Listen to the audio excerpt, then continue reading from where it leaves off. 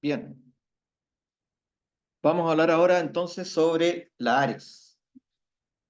Los lahares son especialmente importantes en ambientes como los ambientes volcánicos como el que tenemos acá en Chile, ya que gran parte de los edificios volcánicos que están en la zona volcánica sur, que es donde se encuentra la mayor parte de la población de nuestro país, poseen, debido a su altura y latitud, una cubierta de hielo y de nieve, en muchos casos permanente, que significa que es una fuente de agua disponible para ser derretida en caso de una erupción.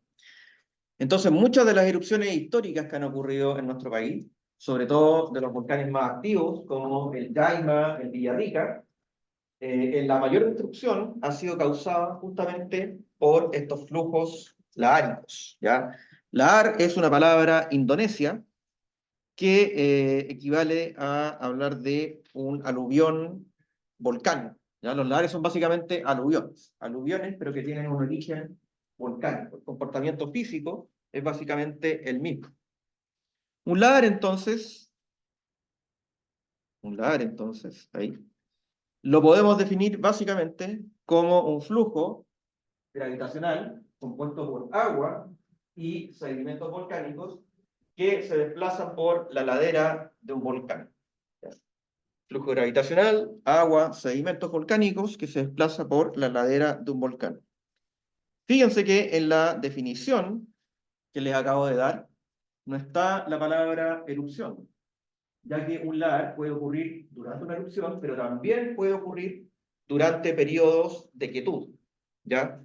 Asociados a lluvias intensas. Entonces, no es necesario que ocurra una erupción para que ocurra un lahar. Aunque sí hay que decir que los lahares generados por erupciones, durante una erupción, son mucho más voluminosos, en general, mucho más destructivos, que los lahares que se generan durante las lluvias intensas. Los lahares, entonces, podemos hacer una primera clasificación. Se pueden dividir en lahares primarios y secundarios. Los primarios son justamente los que ocurren durante una erupción en curso, mientras que los lahares secundarios son generados durante periodos de quietud, sin actividad volcánica. ¿Ya? Lahares secundarios es equivalente con decir lahares generados por lluvias. ¿Ya? Los lahares secundarios. Entonces tenemos lahares primarios y secundarios. Ambos tipos de lahar requieren al menos esos 4 requisitos. Una fuente de agua, ¿ya? El agua tiene que salir de algún lado. Sedimentos no consolidados disponibles para ser incorporados por este flujo. Pendientes pronunciadas, ¿ya? Y un factor que gatille finalmente la generación de estos lahares, ¿ya? Veamos entonces cuál puede ser ese factor gatillante para la formación de lahares. Dentro de los primarios pueden ocurrir varios escenarios. Puede ser, por ejemplo, que un flujo piroclástico avance por sobre un casquete de hielo y de nieve y lo derrita parcialmente, generando entonces el agua disponible para tener un lahar, ¿ya? Entonces se pueden generar por flujos piroclásticos que derritan el hielo y la nieve. ¿Qué otro proceso volcánico podría derretir hielo y nieve? ¿Cómo? Una lava, perfecto.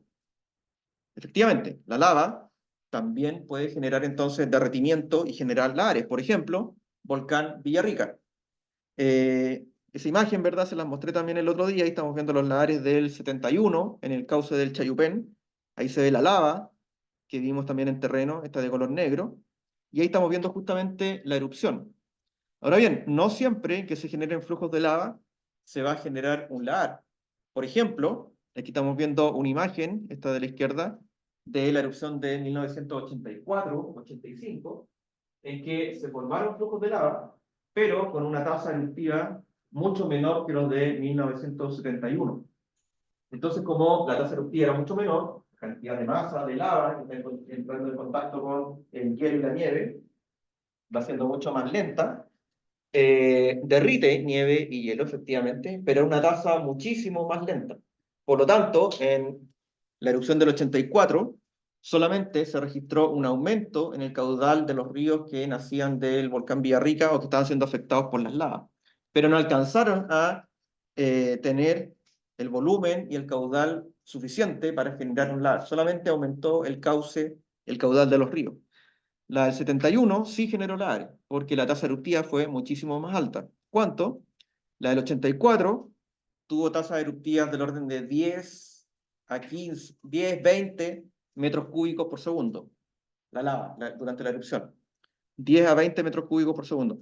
En el caso del 71, esa tasa eruptiva fue superior a los 500, probablemente 1000 metros cúbicos por segundo en su etapa máxima, de máxima actividad, ¿ya?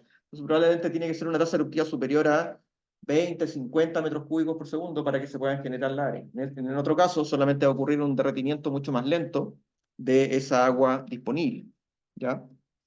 Al menos para el caso del volcán Villarrica. Otro escenario puede ser que exista un lago en el interior del cráter del volcán y que esa agua que forma el lago sea liberada durante la erupción, y ahí tenemos entonces otra posible fuente de agua para generar lahares, como lo que ocurre habitualmente en este volcán que ya lo habíamos visto en la clase de hidrovolcanismo, el Ruapehu, que se encuentra en Nueva Zelanda, un volcán bastante activo, con este lago que se rellena después de las erupciones y cada vez que hace erupción se generan lahares producto de ese vaciamiento del lago. Otro escenario, que también lo vimos en hidrovolcanismo, pueden ser erupciones subglaciales, ¿ya? Erupciones de volcanes que estén emplazados bajo el casquete del hielo, como ocurre en ese caso en Islandia, y que esa erupción entonces también derrite una parte importante del hielo donde se encuentra el volcán. Esa agua se libera en algún punto, tiene que liberarse en algún punto, formando entonces también flujos que en este caso reciben el nombre de Jökulhaups. Estos lahares, que en general son más diluidos, tienen mayor cantidad de agua que los lahares normales, se forman entonces durante erupciones subglaciales. Ahí tenemos otro escenario. Por otra parte, los lahares secundarios ocurren cuando tenemos lluvias intensas, ¿ya? Lluvias intensas, entonces, que pueden ocurrir no durante un ciclo eruptivo, puede ser posterior. Ahora, de todas formas, tiene que haber ocurrido una erupción previa para que esté disponible una cantidad importante de sedimentos volcánicos no consolidados.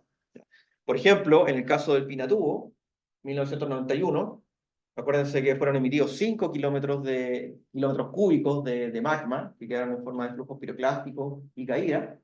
Todo ese material quedó disponible ahí y las lluvias posteriores fueron erosionando paulatinamente esos depósitos, formando lahares durante varios años, ¿ya? Cuando hablamos de lluvias intensas, son lluvias que tienen que ser fuertes para que haya una acumulación de agua lo suficientemente rápida, pero no son o no tienen que ser necesariamente lluvias extraordinarias, ¿ya? Fuera de lo común. Eso debido a que ocurren varias cosas cuando tenemos una erupción volcánica que deposita sedimento, ¿ya? Cuando tenemos una erupción, como la del Pinatubo, que deja depósitos de flujo piroclástico, eso altera de manera considerable lo que es la superficie, ¿ya? Entonces, eso genera, por un lado, un daño o remoción de la vegetación previa que había en la superficie, ¿ya? Y generalmente, estos depósitos volcánicos tienen una permeabilidad que es menor que la que tienen los suelos en condiciones normales. ¿En qué se traduce eso? Que haya menos vegetación y menos permeabilidad.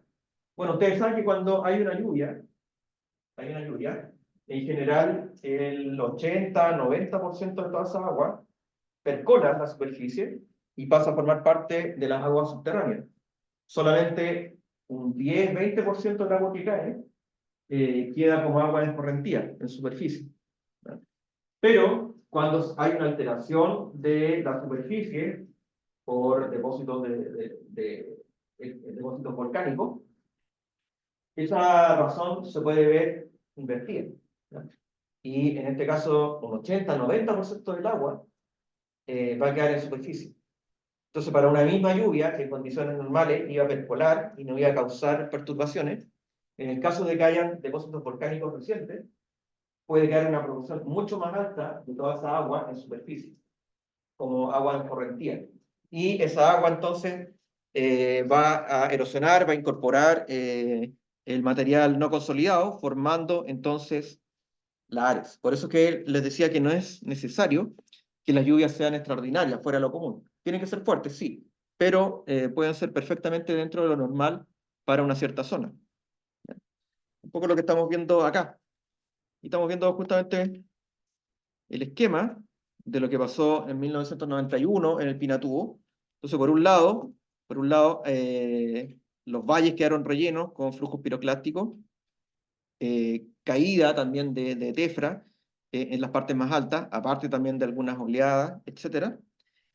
Y eso hizo entonces que gran parte del agua durante las lluvias quedara en superficie, se canalizara, y esa agua canalizada entonces pudo ir erosionando estos depósitos no consolidados, tanto en pendientes altas, por deslizamiento o por básicamente la acción mecánica del flujo, incorporando todo ese material sólido para formar entonces un lahar, ¿ya? Eso para el caso de los lahares secundarios formados por lluvias. Hay otro mecanismo por el cual se puede formar un lahar, que es durante una avalancha volcánica, lo que discutíamos en la clase de la mañana. Cuando ocurre una avalancha volcánica, por un lado puede haber cierta humedad dentro del volcán, por otro lado puede incorporar agua de ríos por los cuales vaya pasando la avalancha o lagos, y se puede diluir lo suficiente para formar entonces también un lahar. Estos lahares, los lahares que se forman por colapso del edificio volcánico, tienden a ser los lahares de mayor volumen. ¿Ya? Entonces, en un primer lugar, podríamos hablar de los lahares generados por colapso, son los más voluminosos. Después tenemos los lahares primarios durante erupciones. Y en general, los lahares secundarios formados por lluvias tienden a ser los más pequeños, ¿ya? En cuanto a tamaño. ¿Cuánto estamos hablando? Bueno, estos lahares generados por colapso del edificio pueden alcanzar varios kilómetros cúbicos de volumen. Uno de los casos que más preocupan a los gringos, ¿verdad? A los estadounidenses, es este volcán de acá. Este es el Monte Rainier. Rainier es un volcán que se encuentra un poco más al norte del Santa Elena, que veíamos en la clase anterior. Debe estar más o menos unos 50 kilómetros al norte del Santa Elena. Y es un volcán bastante elevado. La cumbre está a 4.000 y tantos metros sobre el nivel del mar. Es un desnivel con la base de unos 3.000 metros. Entonces hay bastante energía potencial ahí. Y el volcán es bastante grande y tiene muchos glaciares en torno a sus flancos. También el volcán tiene pendientes bastante pronunciadas, tiene mucha erosión también glacial. Entonces es altamente inestable. Y es un volcán que en el pasado ha generado colapsos parciales del volcán y dilución de estos colapsos, de estas avalanchas en lahares que han afectado zonas muy, muy alejadas del volcán. Fíjense que aquí estamos viendo el Monte Rainier, ahí está la escala, 15 kilómetros.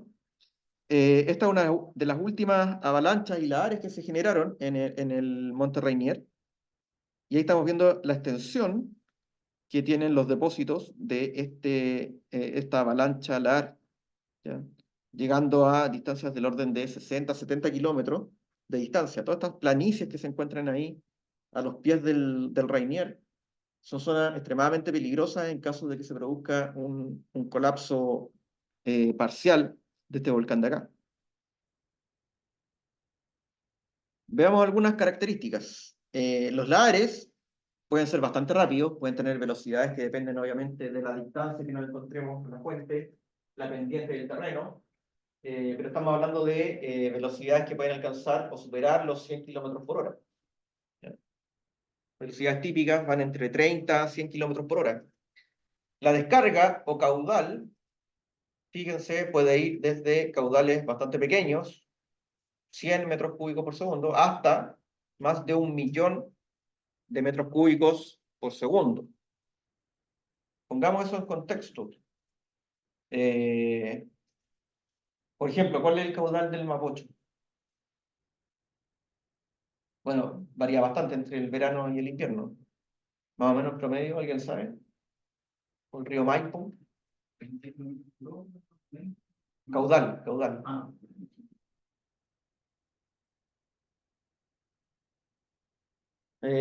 Son en general ríos relativamente pequeños. No recuerdo la cifra exacta, pero debe ser del orden de 100 metros cúbicos por segundo, el Maipo. Si alguien lo puede buscar en Wikipedia ahora. Pero es relativamente bajo. El Biobío, por ejemplo, que es uno de los ríos más caudalosos de Chile, es del orden de 1.900, 1.000 metros cúbicos por segundo, aproximadamente. ¿Alguien sabe cuál es el río más caudaloso del mundo? ¿Cuál es? No.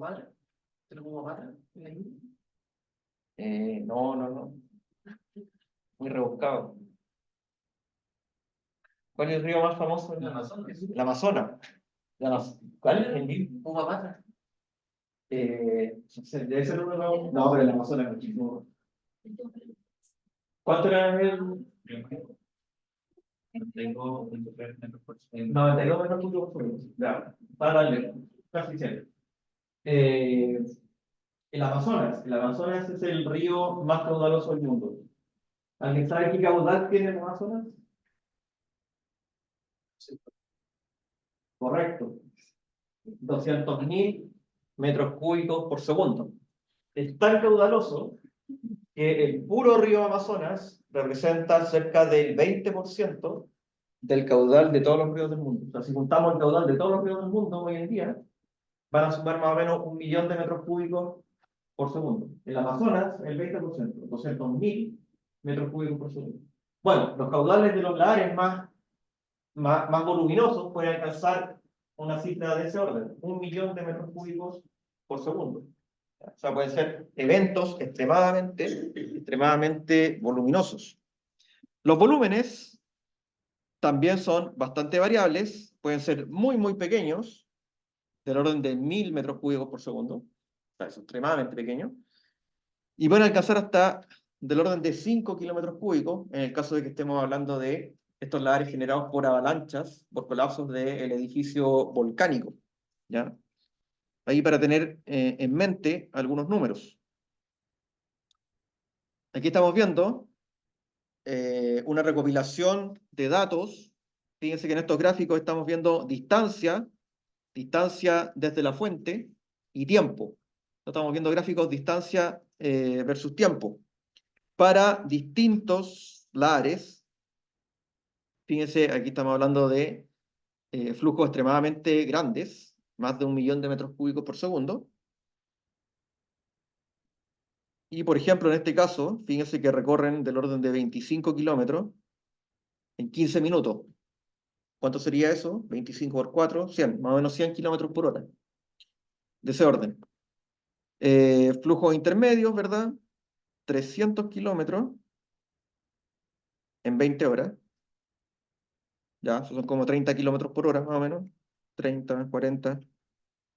Y estos más pequeños, fíjense, entre 100 a 1.000 metros cúbicos por segundo, más o menos del orden de 50 kilómetros por hora.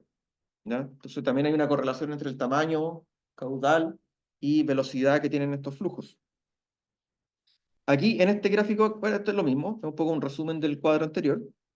Y acá estamos viendo una correlación que hay entre el caudal o descarga, metros cúbicos por segundo, escala logarítmica, y el volumen total del flujo. También hay una correlación.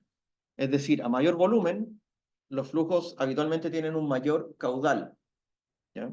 Aparecen dos tipos, fíjense que dice clay rich y granular. ¿Ya? Esta es una distinción importante. Son flujos ricos en arcilla o los granulares o pobres en arcilla. ¿A qué se refiere eso? Hablamos de lares ricos en arcilla, cuando tiene más de un 5% de arcilla dentro del total de arcilla, limo, arena. Entonces, si yo tomo solamente esa granulometría más fina, arena, limo, arcilla, si el lagar tiene más de un 5% de arcilla en relación a ese total, decimos que es rico en arcilla. Si tiene menos de un 5%, hablamos que es pobre en arcilla. ¿Ya? Ahora, ¿por qué esa distinción? Porque hay una distinción muy clara entre el tipo de lagar y si es rico o pobre en arcilla. Generalmente, los lahares generados por avalanchas volcánicas, por deslizamientos, son ricos en arcilla. Mientras que todo el resto de los lahares generados por lluvias, los generados durante erupciones, son pobres en arcilla. ¿A qué se debe eso? Se debe a que, bueno, la fuente de la arcilla, en el caso de los lahares ricos en arcilla, viene dado por el interior del edificio volcánico mismo. Como el volcán que está colapsando, habitualmente tiene un interior que es muy alterado hidrotermalmente. Ese material interno generalmente es material muy fino. Ya como está muy alterado, se disgrega fácilmente, producto de esa alteración que tiene, y tiende a ser fino. En cambio, el resto de los lahares, los generados por lluvias, los generados durante erupciones, incorporan dentro de sí el material no consolidado de erupciones anteriores que tiende a ser pobre en arcilla. ¿Ya? Entonces, esa granulometría generalmente indica también el origen, o básicamente indica si el origen puede ser de una avalancha volcánica o no.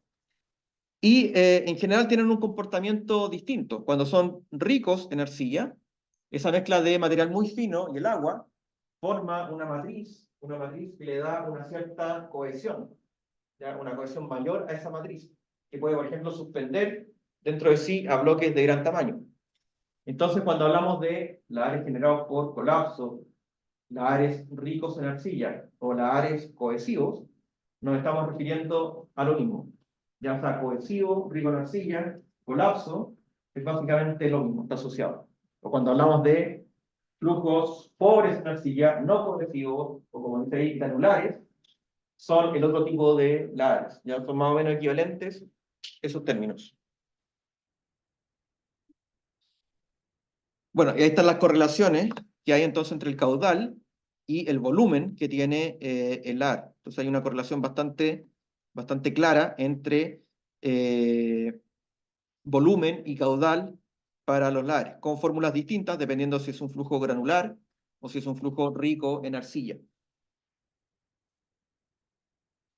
Ahí está justamente lo que les explicaba, ¿ya? Son los lahares cohesivos asociados a colapsos del edificio volcánico, típicamente de mayor volumen, y tienen un porcentaje de arcilla, entonces, en relación a arena, limo, arcilla, superior al 5%. No cohesivos o granulares, es lo mismo, pobres en arcilla, menos de un 5%, y asociado entonces a lahares cuando hay una descarga rápida de agua, que son todos los otros casos, exceptuando el por colapso del edificio volcánico. Podemos hacer más distinciones entre los distintos tipos de flujo. Para los lahares, para los aluviones volcánicos, también los podemos dividir en dos tipos. Los flujos de detritos.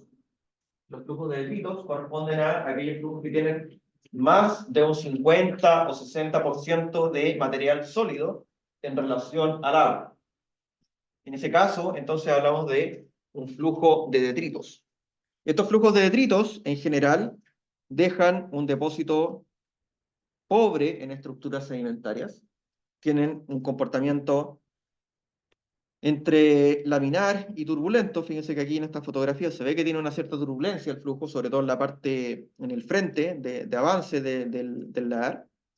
Tienen una alta competencia, pueden transportar bloques de gran tamaño, altamente energéticos, y los depósitos asociados, entonces, en general son mal seleccionados, sin estructuras sedimentarias, dependiendo del grado de cohesividad que tiene la matriz, a veces pueden dejar ciertos levés, ¿ya?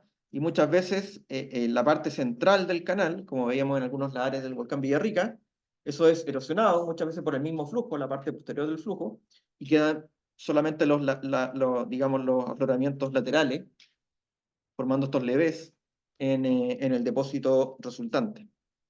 El otro tipo, perdón, antes de eso, aquí estamos viendo en estos diagramas, es lo que se llama un hidrógrafo. ¿Ya? Un hidrógrafo es un gráfico, tiempo en el eje X, descarga o caudal en el eje Y. ¿Ya? Entonces estamos viendo el caudal del LAR a medida que va pasando el tiempo en un punto fijo. O sea, yo puedo tener varias estaciones en distintos puntos, y entonces en cada estación que yo mida el paso del LAR puedo tener un hidrógrafo distinto. ¿Ya? Entonces, un hidrógrafo es para un punto fijo. Típicamente los LARes cuando pasan entonces por un punto, muestran un comportamiento del caudal de esta forma. Inicialmente aumenta rápidamente, muy rápidamente el caudal, alcanzando el máximo, ¿ya? Y después va disminuyendo progresivamente, como se ven en estos gráficos. ¿Ya? Estos 4 casos son hidrógrafos, pero para flujos con un comportamiento distinto. ¿Ya? En la imagen A estamos viendo un flujo básicamente de agua, ¿ya? Entonces lo que aparece aquí en color celeste es básicamente agua, y lo que aparece aquí en color café es el material sólido. Entonces este es un flujo principalmente de agua. Aquí estamos viendo un flujo de detritos. ¿Ya? Este es un flujo de detritos. Entonces también alcanza su máximo, su peak, rápidamente, y después va disminuyendo progresivamente. En el caso del flujo de detritos, fíjense que es más o menos constante la proporción entre agua, digamos, libre, y el flujo propiamente tal. Voy a volver a estos diagramas inmediatamente, pero para introducir el otro tipo, que son los flujos hiperconcentrados. ¿Ya? Los flujos hiperconcentrados tienen menos de un 50% de material sólido, es decir, son más diluidos. Entonces el nombre es un poco contraintuitivo, porque estamos diciendo flujos hiperconcentrados, pero son menos concentrados que los flujos de detritos. Lo que pasa es que el nombre hiperconcentrado, hace referencia a que es hiperconcentrado en relación a un flujo de un río, que es pura agua. Entonces, como estos flujos llevan hasta un 50% de material sólido, son más concentrados que un río, ¿ya? Pero son menos concentrados que un flujo de río. ¿Ya? Para que tengan en mente esa diferencia. Entonces los flujos hiperconcentrados tienen menor cantidad de sedimentos, tienen más agua, tienen menor capacidad de transporte de material grueso, entonces generalmente tienen una granulometría más fina, también tienden a ser más turbulentos. Entonces, volviendo ahora a este diagrama, a estos diagramas, un flujo hiperconcentrado, aquí estamos viendo un hidrógrafo característico. En general, la parte inicial es más rica en agua. Fíjense que la proporción al comienzo, cuando alcanza el pic, es básicamente agua, con poco sedimento. Y a medida que va transcurriendo el tiempo, es decir, la parte del cuerpo más atrás del flujo, lleva una mayor cantidad de sedimento de material sólido, ¿ya? A diferencia del flujo de detrito, que siempre lleva una alta concentración de este material sólido, ¿ya? Y este es un flujo transicional entre flujo de detritos y flujo hiperconcentrado, ¿ya? Esta es entonces una distinción que podemos hacer en el carácter físico-mecánico que tiene el LAR. ¿Ya? Ahí estamos viendo depósitos de flujo de detritos. ¿Les resulta familiar esta foto? ¿Dónde?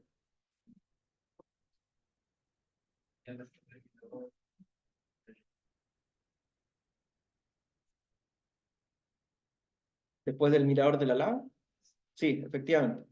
Es cuando fuimos a ver los lares del Chayupén, cuando chocaba con el cerro, doblada, y que tenía estos bloques de gran tamaño, es justamente esa fotografía. ¿Ya? Aquí estamos viendo entonces un flujo. En realidad detritos a transicional, porque tiene cierta, ¿se acuerdan que en terreno veíamos cierta estructura? Ahí se ve cierta laminación, entonces tiene algo de estructura sedimentaria. Es entre flujo de detrito a un poco transicional hacia hiperconcentrado.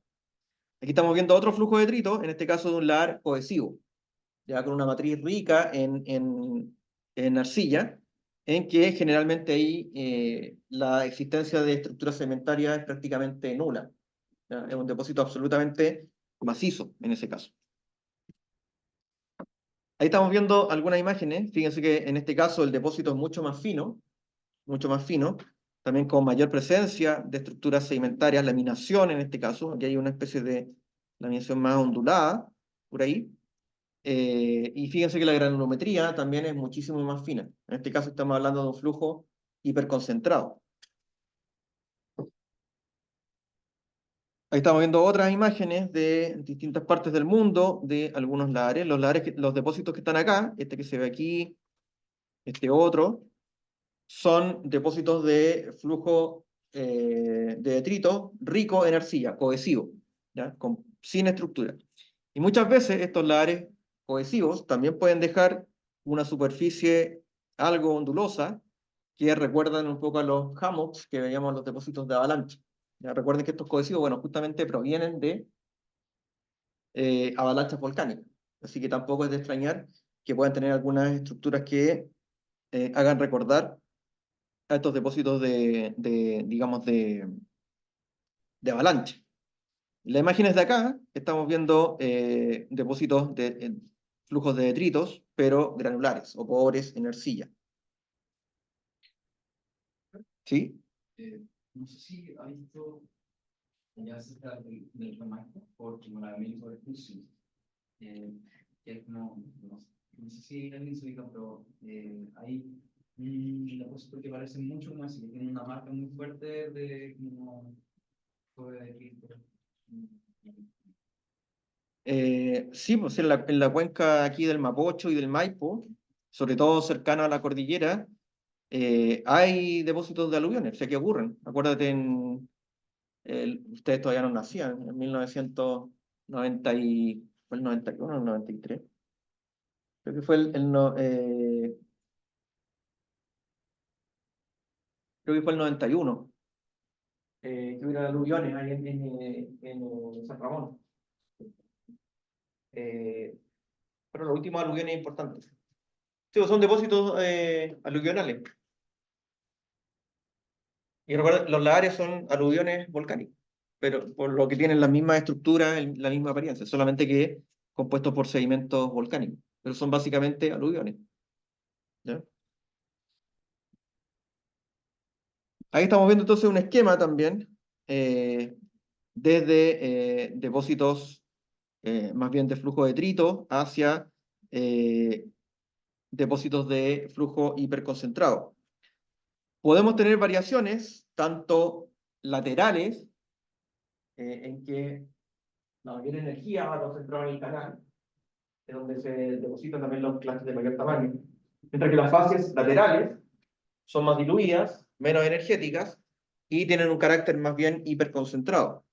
También podemos tener variaciones longitudinales con la distancia del volcán. ¿Ya? Los lahares sí, hay que entenderlos entonces como procesos altamente dinámicos que pueden ir cambiando en su carácter a medida que van avanzando. Pensemos, por ejemplo, en el volcán Villarrica, los lahares que hay. ¿Cómo se forman esos lahares? Se forman por la lava, ¿verdad? Que entra en contacto con la nieve, el hielo. Por lo tanto, inicialmente, ¿qué es lo que tenemos? Tenemos un flujo de agua. El hielo, la nieve se derrite, agua. Tenemos un flujo de agua. Esa agua va escurriendo por la cadera del volcán y empieza a incorporar sedimentos.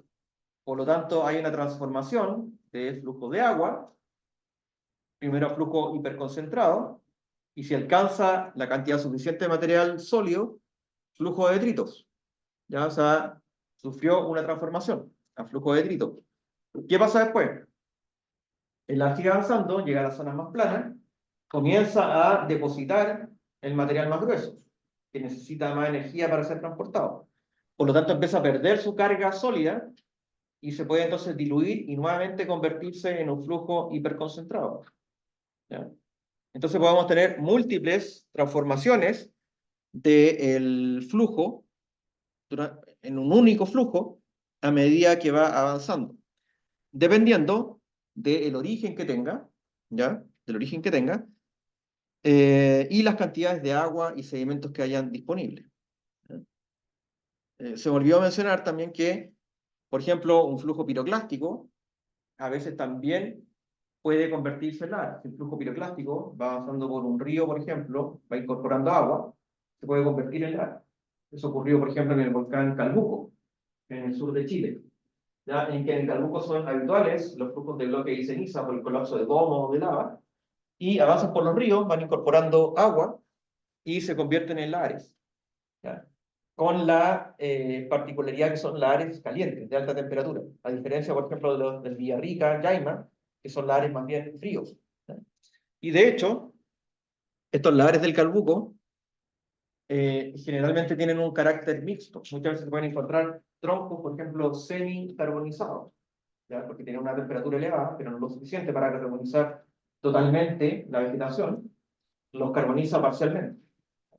O a veces se encuentran algunos bloques fracturados climáticamente, débilmente, ¿ya? Porque tienen características intermedias entre el flujo piroclástico y la, ¿ya? Eh, dependiendo, dependiendo también entonces de eh, esa cantidad o esa razón entre sedimentos sólidos y agua, que es lo que estamos viendo acá. Hacia el extremo izquierdo es más rico en agua, hacia el extremo derecho es más rico en material sólido, en sedimento. Tenemos entonces aquí flujo diluido de agua, de río, flujo hiperconcentrado, flujo de detritos, avalancha volcánica, que es básicamente, avalancha de detritos, que es básicamente seca, sin agua, ¿ya? Entonces, estamos viendo aquí algunos procesos. Por ejemplo, la turbulencia tiende a dominar a medida que hay más agua y va disminuyendo a medida que la concentración aumenta. Y dice fuerzas dispersivas de los granos. Esto es cuando los granos chocan entre sí, ¿ya? O están en contacto entre sí. Eso también genera una fuerza que permite que los granos se mantengan en suspensión, cuando van engranados entre sí. O la cohesividad que puede tener la matriz. Ese otro mecanismo por el cual se pueden mantener en suspensión los clastos más gruesos. O la flotabilidad que le puede dar el fluido a los clastos. Eso también, bueno, depende de la combinación agua, tipo de sedimento que tengamos.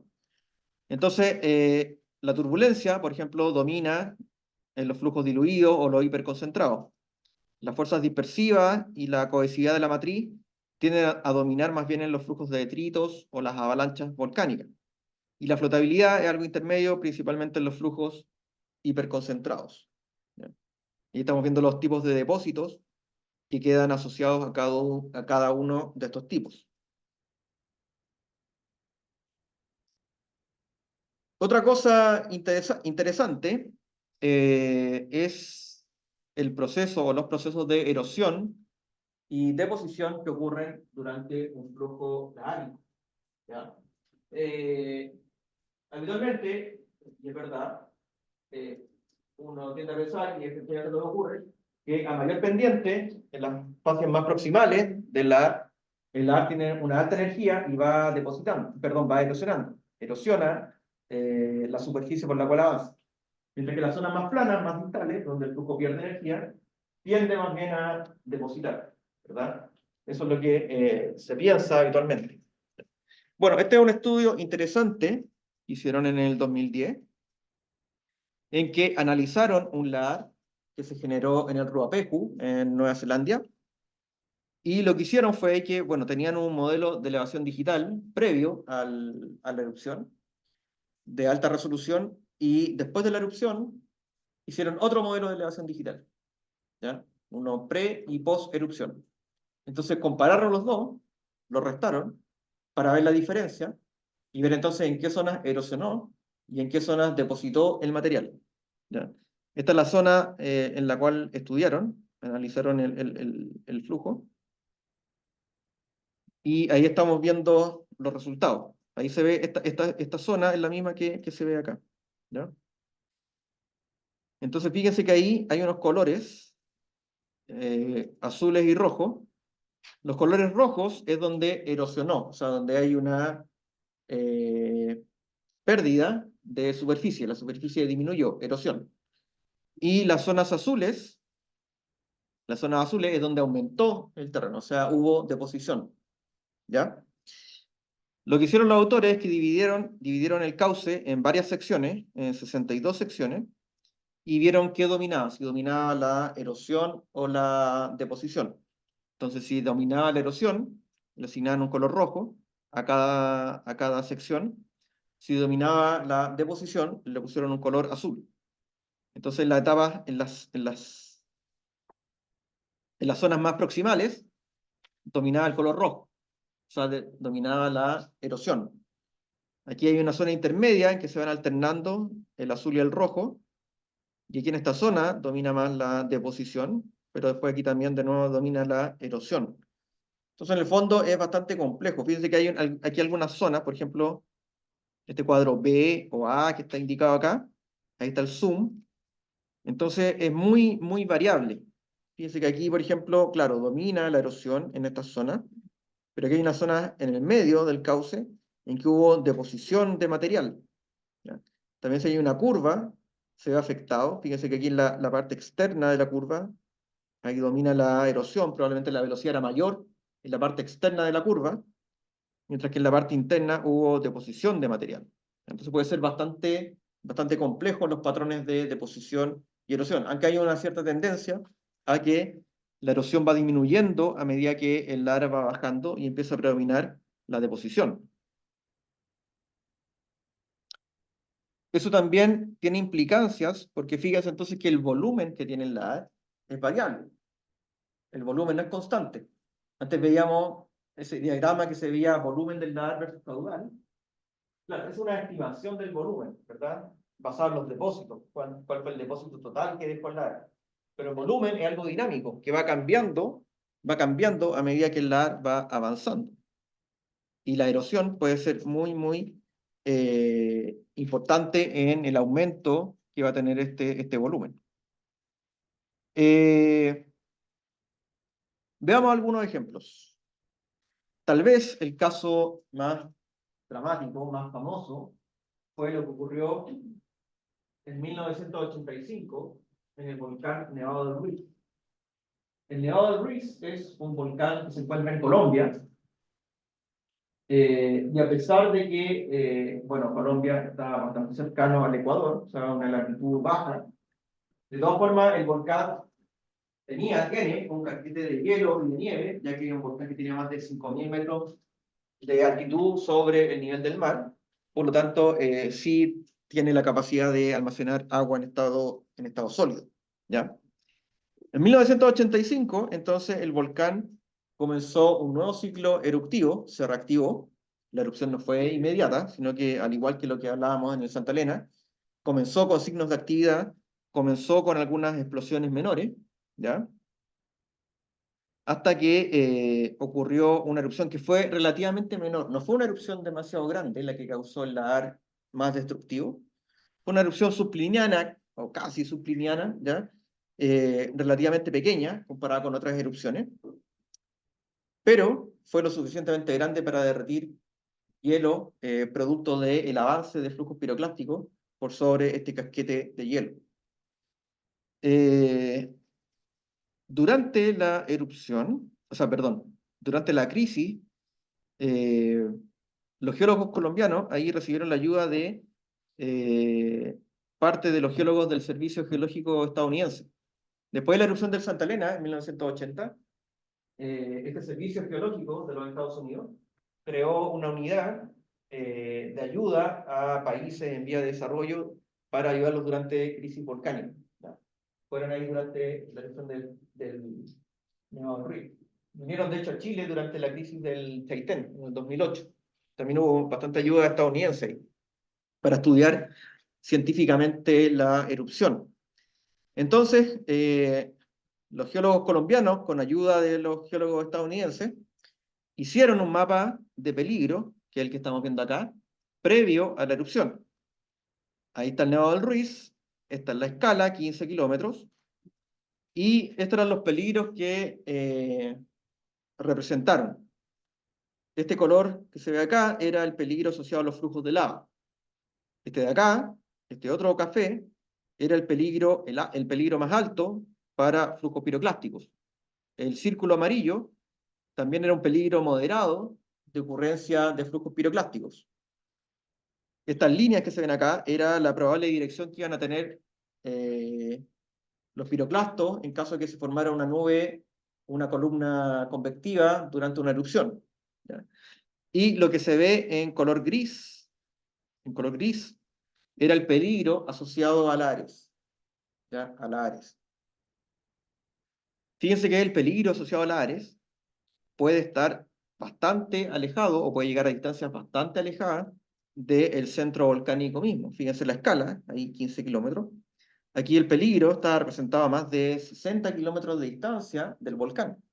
¿Ya? ¿Por qué? Bueno, porque estos ríos, el río Azufrado, el Guali, el Lagunillas, son ríos que van bastante encajonados, valles bastante profundos, de varios cientos de metros. ¿Ya? Entonces por ahí el flujo pierde muy poca energía, va muy encajonado. ¿Ya?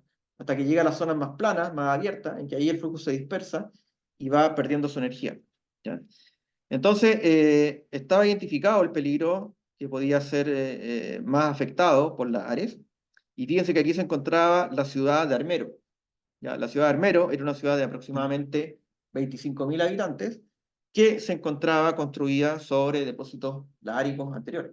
De hecho, 100 años antes, en el siglo XIX, otra erupción del Nevado del Ruiz ya había destruido la ciudad de Armero, o los asentamientos que estaban acá, y de hecho habían matado a más de 2.000 personas en esa ocasión. ¿Ya? Pero, como ocurre muchas veces, la historia se olvida, ¿ya? Y 100 años después ya casi nadie se acordaba de lo que había pasado ahí.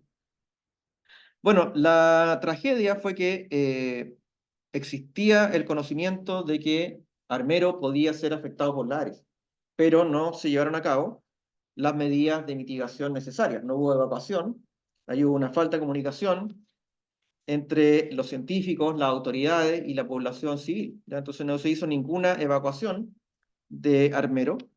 Y finalmente, cuando ocurrió la erupción, en noviembre de 1985, Armero fue destruida casi completamente.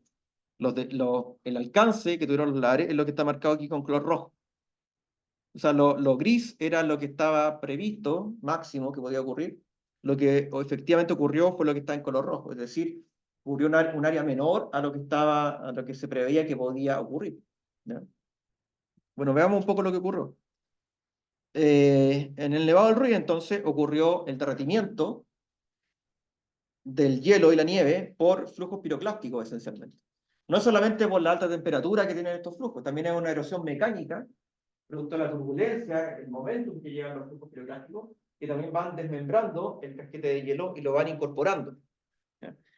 Entonces aquí estamos viendo algunas fotografías, ahí se ve un centro de esquí también que resultó destruido por la erupción, por la caída de ceniza y por los flujos piroclásticos. Ahí vemos el casquete de hielo, como quedó también erosionado con esas marcas ahí como estrías, ¿ya?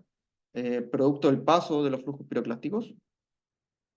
Ahí se ve otra imagen de la superficie del hielo bastante irregular, producto de esta erosión que sufrió. Estamos viendo otra imagen aquí del glaciar, también como fue erosionado, derretido en algunas partes. Y esto entonces fue la fuente que generó estos lahares. Los lahares, entonces, avanzaron por varios valles que nacen del volcán. Valles que, como les decía, son bastante profundos y bien estrechos. Fíjense que aquí estamos viendo uno de estos valles, ya muy, muy profundo. Y ahí estamos viendo la línea de altura que alcanzó el lahar cuando pasó por ahí. Más o menos unos 30 metros, una profundidad de 30 metros aquí, la línea del lahar. Ahí también se ve, fíjense cómo el lahar dejó la huella. Dejó la huella ahí en la vegetación, que marca de alguna manera la altura que alcanzó el lahar al pasar por ahí. ¿Ya? Entonces estos valles muy estrechos, donde hubo mucho, ahí estamos viendo la roca como quedó estriada, producto de la abrasión por el paso del lahar. Mantuvo su energía por varias decenas de kilómetros aguas abajo. Aquí estamos viendo algunos hidrógrafos en algunos de los ríos, en el Molinos Nereida, el Wally y el Azufrado, en distintas posiciones. Fíjense, a 10 kilómetros, 50, 72 kilómetros de distancia. Estos son los hidrógrafos. Fíjense que el pic del caudal alcanzó, por ejemplo, en el Azufrado, cerca de 50.000 metros cúbicos por segundo. Entre 20.000, 30.000 metros cúbicos por segundo a 50, 70 kilómetros de distancia. Lo mismo en el Molinos Nereida, fíjense 20.000, el pic de caudal. Fíjense que a medida que aguas abajo, el hidrógrafo tiende a cambiar su forma. El pic es menor, pero está más distribuido en el tiempo. Es decir, cercano a la fuente, el lahar pasa muy rápido, en un espacio de tiempo muy, muy acotado, pero con un pic muy alto. Y a medida que va avanzando, el pic va disminuyendo, pero el lahar se empieza a dispersar. O sea, el paso del lahar por un punto tiende a demorar más. En algunos casos puede pasar varias horas en que el lahar va pasando. ¿Ya? Bueno, finalmente, el lahar en Lagunillas, ¿verdad? En el río Lagunillas, fue el que desembocaba una vez que se abre, pasando la cordillera, se abre la superficie, y ahí es donde estaba la ciudad de Armero. Aquí estamos viendo algunos de los depósitos de Java. Y aquí fue lo que pasó. En la madrugada del 18 de noviembre, el lahar llegó a la ciudad de Armero. Aquí estamos viendo una imagen previa, y aquí estamos viendo cómo quedó sepultada la ciudad. Solamente esta parte de acá, que está un poco más elevada, logró resistir al paso del lahar. Todo el resto fue sepultado por varios metros de depósito del lahar. Fue en la noche, encima mucha gente estaba durmiendo, tuvo muy poca, digamos, tiempo de reaccionar, y perecieron de manera prácticamente instantánea más de 20.000 personas, ¿no? En lo que fue una de las peores tragedias volcanológica, la peor tragedia del siglo XX, volcanológicamente hablando. ¿Ya? Estamos viendo otra fotografía, el lahar venía por acá, entonces, fíjense el valle bastante cerrado, y aquí una vez que se abre, se expande y cubrió gran parte de la ciudad de Armero. Fue realmente muy, muy trágico. Yo me acuerdo, tenía 5 años, el 85. Me acuerdo de las noticias. En las noticias fue muy dramático. Hubo un caso, una niña que había quedado atrapada y quedó con el agua hasta acá. Estaba viva, no la pudieron sacar y finalmente murió. Fue muy, muy dramático. Fue noticia en todo el mundo la erupción del Nevado del Ruiz, y como les digo, perecieron más de 20.000 personas durante esta erupción. Una erupción que fue relativamente pequeña, ¿ya? Relativamente pequeña. No, entonces eso es importante, no hay una correlación entre el tamaño de la erupción y el daño que puede causar. O sea, por ejemplo, acá en Chile, erupciones como la del Chaitén, Cordón-Caulle, fueron erupciones mucho mayores, ¿ya?, que lo que fue el Nevado del Ruiz. Pero la combinación de factores fue lo que determinó finalmente lo que ocurrió.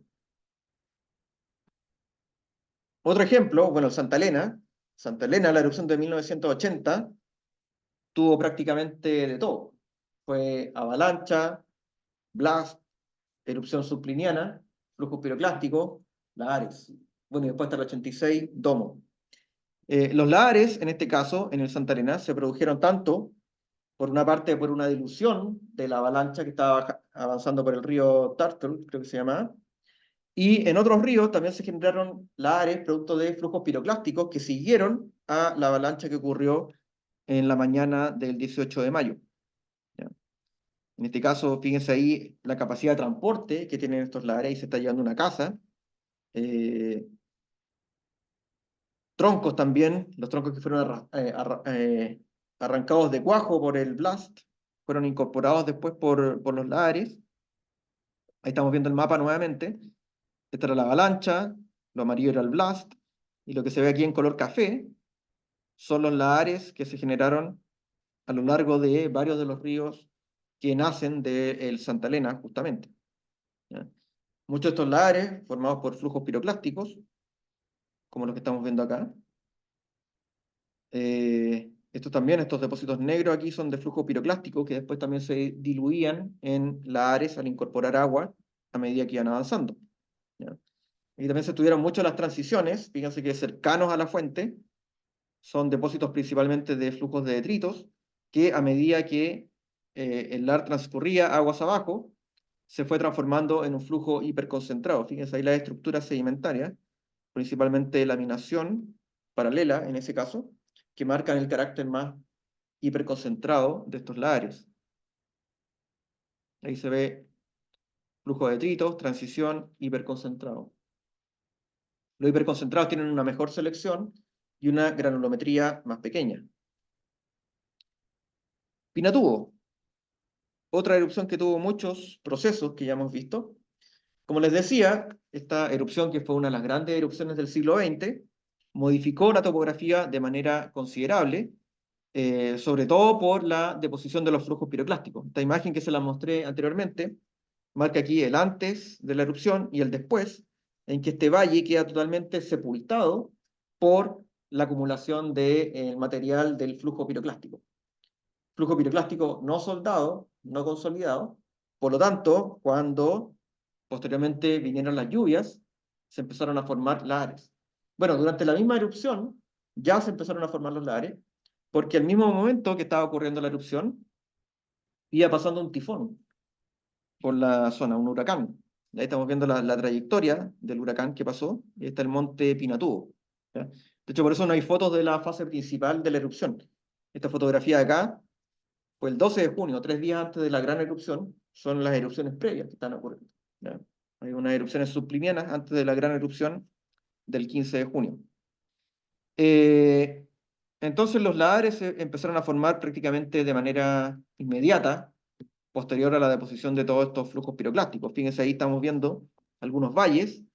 Toda esta superficie es la nueva superficie, producto de la acumulación de estos depósitos y cómo han sido erosionados, producto de las lluvias posteriores.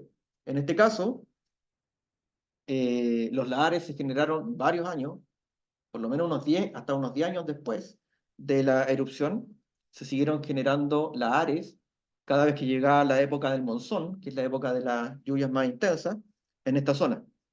¿Ya? De hecho, durante la erupción del Pinatubo murieron aproximadamente 600 personas. ¿Ya? Fíjense, una erupción muchísimo más grande que la del Nevado del Ruiz, pero con una cantidad de víctimas, si bien igual fue alta, 600 personas, mucho menor. La mayor parte de las víctimas fue justamente por los lahares posteriores del Pinatubo. Ahí estamos viendo un poco el efecto.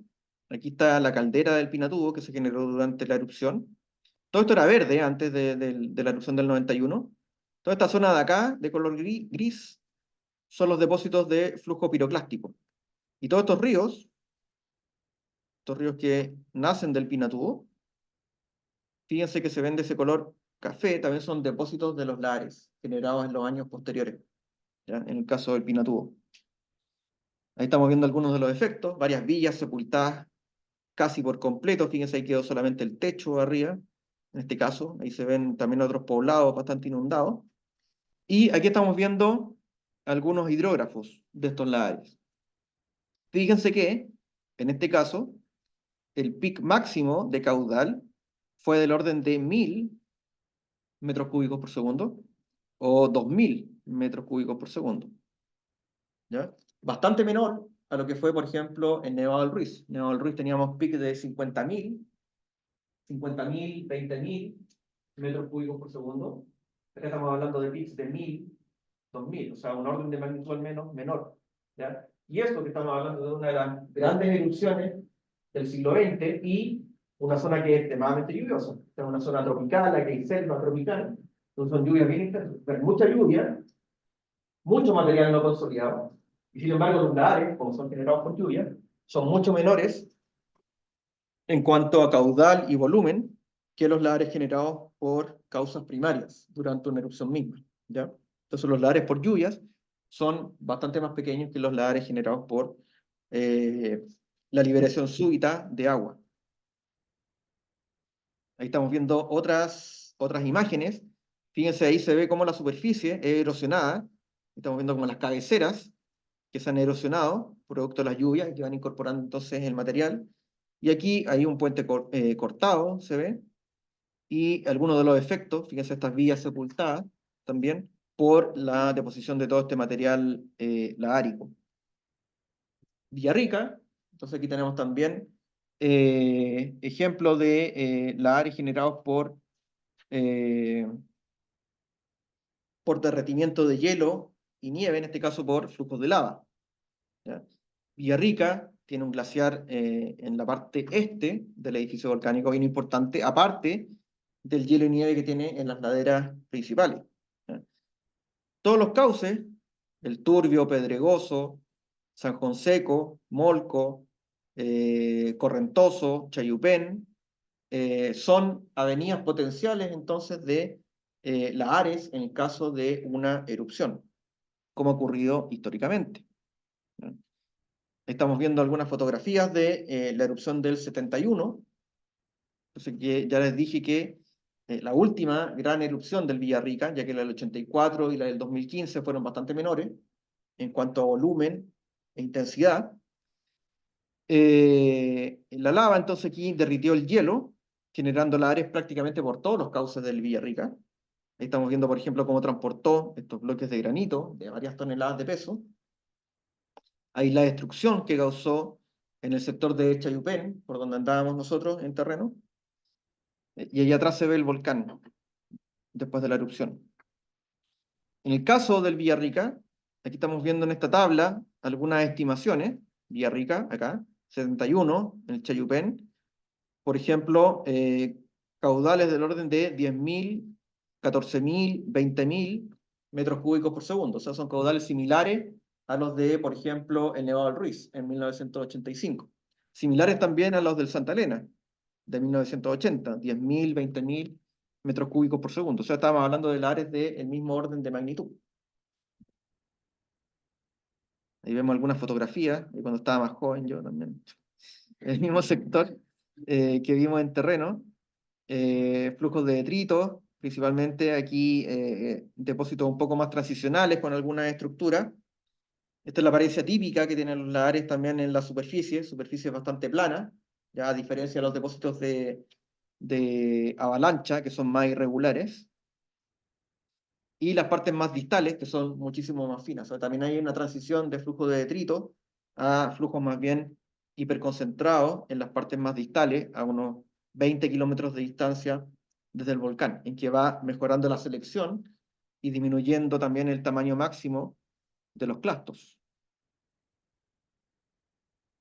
Hay otras fotografías, ¿verdad?, de estos lahares. Chaitén, otro ejemplo interesante. Aquí también fueron lahares secundarios. ¿No? El Chaitén fue en mayo del 2008, comenzó súbitamente la erupción con una columna subliniana que dejó un depósito de caída, que aquí se ve bastante bien. El Chaitén, este volcán que está acá, la caldera, ahí está el pueblo de Chaitén, ahí se ve claramente el río como viene, como nace de la caldera, y va y llega al mar aquí justo donde está la ciudad. Se ve toda esta zona que fue afectada por la caída de la ceniza de la erupción durante los primeros días. Y más o menos como a los 10 días después, hubo un temporal de lluvia muy intenso. ¿Ya? Y ese temporal de lluvia fue el que removió gran parte de esta ceniza que se había acumulado aquí por caída y la incorporó dentro de los valles, generando entonces un lahar que, como se ve aquí, pasó justamente por la ciudad de Chaitén, inundándola prácticamente por completo. Afortunadamente, la ciudad había sido evacuada. Chaitén está apenas a 10 kilómetros de distancia del volcán. Está acá el volcán Michimahuida, volcán mucho mayor. De hecho, se pensaba inicialmente que la erupción estaba ocurriendo ahí, pero en realidad era en este centro de acá, el Chaitén. ¿Ya? Lahares, entonces, por lluvias, en este caso también, flujos principalmente hiperconcentrados, fíjense los depósitos muy, muy finos, ¿ya? Con estructuras sedimentarias, básicamente porque es la remoción del material de caída, que es muy fino, ¿ya? No incorporó demasiados bloques de gran tamaño. Bueno, finalmente, para terminar, un poco sobre la zonificación de peligros asociados al área que se han hecho y un par de programas de modelación de estos flujos, de estos lares. Uno de ellos, voy a mostrar dos. Uno de ellos es la ARZ. La ARZ fue desarrollado en 1998 por el Servicio Geológico estadounidense y es un programa bastante simple. Se ocupa en la plataforma ArcGIS, ¿ya? Se puede descargar de manera gratuita en la página del servicio estadounidense. Eh, y es un modelo muy, muy simple. Es un modelo eh, semi-empírico, ¿ya? Que está basado en mediciones de flujos anteriores y se basa básicamente en dos ecuaciones, ¿ya? Estas que están acá, esa y esa. Es muy simple. A y B son áreas. ¿Qué áreas son?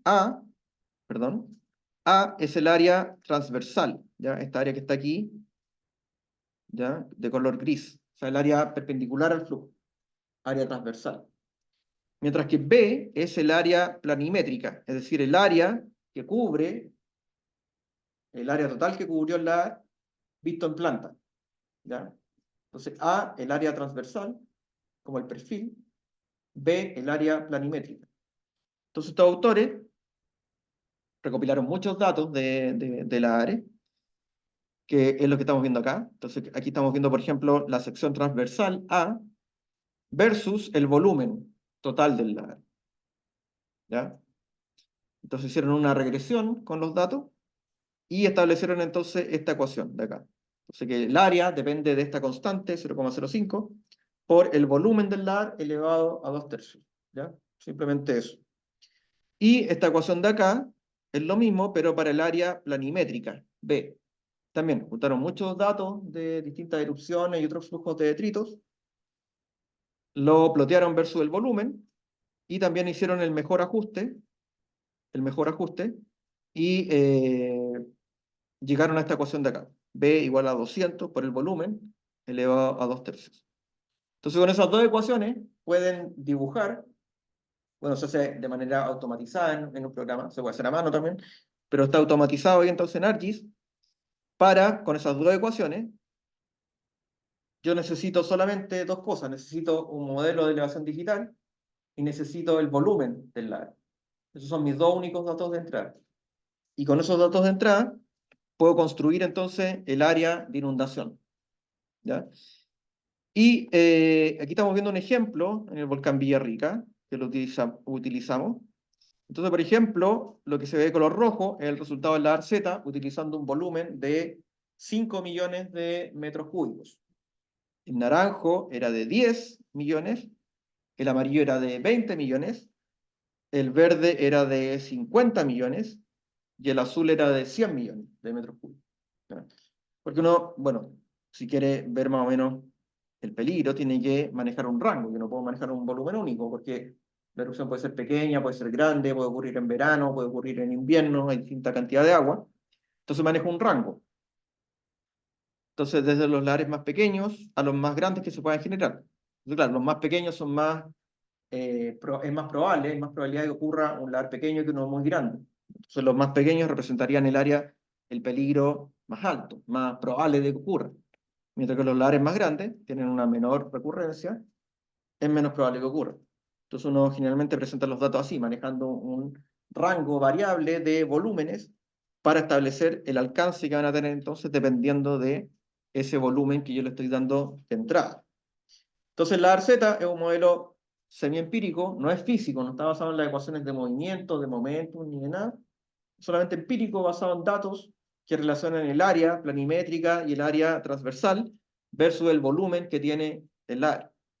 Es un modelo simplificado, obviamente tiene problemas, ¿ya? Por ejemplo, lo que decíamos anteriormente, el volumen de un LAR es dinámico, va variando, ya que yo estoy trabajando con un volumen fijo para cada caso. El LAR puede cambiar su volumen a medida que va avanzando. Entonces, bueno, ¿qué volumen ocupo? Bueno, generalmente se ocupa el volumen total del depósito que queda, ¿ya? Pero puede ser un problema. Aquí estamos viendo, por ejemplo, este es el San Juan Seco, en el Villarrica. Nosotros anduvimos acá el primer y segundo día. Aquí estamos viendo los distintos lahares, el alcance que han tenido. Fíjense que han llegado en algunas ocasiones hasta Pucón. La última erupción grande, la del 71, los lahares se causaron por este cauce solamente. Afortunadamente no llegaron a Pucón, pero podrían hacerlo eventualmente, ya si los lahares alcanzan un cierto volumen crítico y sobrepasan el cauce principal. Este es el mapa de peligro de la zona, ahí está Pucón, ¿ya? Entonces hay varios brazos que pueden abrirse ahí dependiendo del volumen y pueden inundar parte importante de lo que es Pucón en la actualidad, que ha crecido bastante en los últimos años. Ahí nosotros hicimos en un trabajo una simulación en que modificamos el ARZ para que pudiese inundar en varias oleadas y que fuese modificando la topografía anterior con la inundación que genera el AR precedente. Entonces, al inundar la topografía, cambia la zona de la pendiente máxima y puede cambiar entonces el cauce, y es lo que vimos. Esta era la primera simulación, que iría justamente por acá, por el estero Carmelito, este de aquí, pero los lares subsiguientes, al verse modificada la topografía, se verían desviados y podrían eventualmente llegar a la ciudad de Pucón, ¿ya? Entonces Pucón es una zona bastante peligrosa en caso de que ocurran lares de gran magnitud. Si son lares relativamente pequeños, probablemente se van a causar solamente por este cauce que va por acá. El otro modelo que les quería mostrar es el LAR Flow, desarrollado por la Universidad de Bristol. Otra aproximación, ¿ya? La ARZ era una aproximación semi-empírica basada en datos, correlaciones. Este es un modelo físico, ¿ya? Este resuelve las ecuaciones de momentum, conservación de masa, etcétera, para simular el comportamiento dinámico que tiene el AR, ¿ya? Entonces, en este caso, hay que resolver las ecuaciones de conservación de masa, conservación de momentum, ¿ya? Conservación de sólidos también. Y hay que ver cuál es la ley, cuál es la ecuación que maneja la resistencia que tiene el flujo, ¿ya? En este caso, entonces se utiliza una fricción basal, ¿ya? Que está dada por esta ecuación. Este es un coeficiente fijo, esta es la velocidad al cuadrado, esta es la fricción que ocurre, pero también puede ocurrir esta es la fricción de Chessy, la fricción de Coulomb, ya que dependiendo de la velocidad que alcance el flujo puede dominar uno u otro caso. Por eso ahí está la velocidad al cuadrado. Si la velocidad es muy baja, este término va a ser despreciable y va a dominar el otro término, la fricción de Coulomb. O sea, para flujos lentos predomina este término, para flujos rápidos, más turbulentos, va a predominar este otro término de acá, ¿ya? No voy a explicarlo en detalle, pero es solamente para mostrarles que este flujo también tiene, este programa también tiene más capacidad para ver distintas cosas, ¿ya?